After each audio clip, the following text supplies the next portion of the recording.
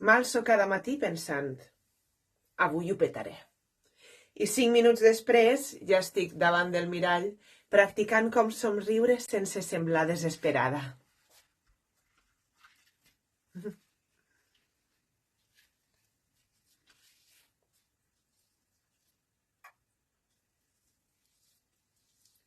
Aconseguirà la nostra superheroïna resoldre la seva crisi existencial?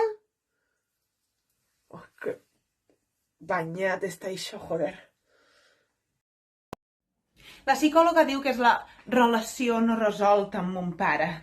Quina mania de treure-la a totes les salses. És com si fos el villano ocult de la sèrie.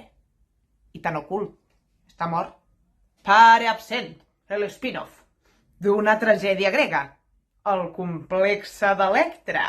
Senyor Freud, hauria d'anar a demanar-li a les nòvies de mon pare per saber què se suposa que busco en un home. I després està ma mare. Hija, ¿qué piel?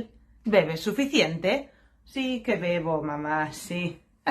Pues date una mascarilla de esas mías. Si ya lo intento, pero es que no se pega. Ah, que este és el paper, clar.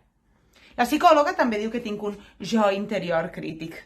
El meu cervell és com una sogra tòxica, sempre opinant, sempre jutjant, i mai té res bo a dir. I aquesta samarreta t'evidencia la panxa, les dents tortes i que no tens ni puta idea d'anglès.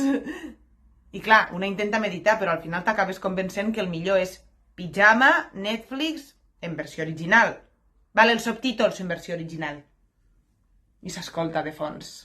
Carmen, Electra, la nostra superheroïna, enmascarada. Ah, qué asco esta mierda, joder.